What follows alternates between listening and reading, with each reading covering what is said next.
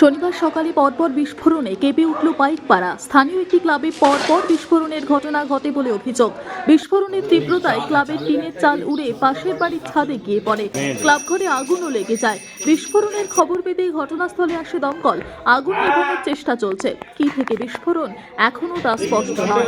তবে স্থানীয়দের কেউ কেউ দাবি করছেন ক্লাবের ভিতর বোমা মজুত রাখা ছিল। এখনো পর্যন্ত হতাহতের কোনো খবর নেই।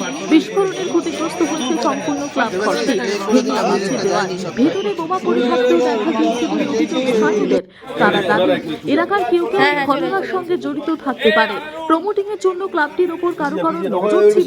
এলাকার মানুষ চাইছেন কারা এই কাণ্ড ঘটালেন, কেন ঘটালেন, পুলিশ তা খুঁজে বের করুক এবং এলাকার নিরাপত্তা নিশ্চিত করুক।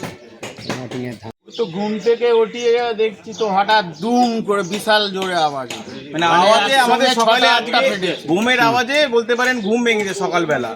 এত জোরে বিস্ফোরকের আওয়াজ 2 থেকে 3 বার পেয়েছি যে সকালে ঘুম ভেঙে গেছে। উঠে বেরিয়ে দেখি ভেতরে এই যে ফোনে ছবি তুললাম তখন এই দেখুন আগুন, ওপরে দাউ দাউ করে আগুন জ্বলছে।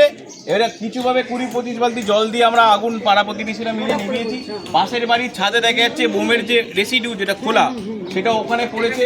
4 তলার ওপরে টিন ভেঙে, এই বিল্ডিং এর টিন ভেঙে আমাদের উপরে উঠে গেছে।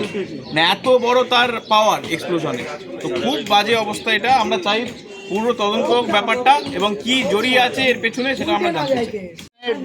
সিসিটিভি বসানো, সামনে ভোট আসছে, আমরা চাই প্রশাসন যেন ঠিক ব্যবস্থা নেয়, মুখ্যমন্ত্রীর তরফ থেকে ব্যবস্থা নেয়। কি হচ্ছে কোথা থেকে তো বোঝা যাচ্ছে না, আর পুলিশ প্রোটেকশন দেওয়া উচিত এখন এখানে।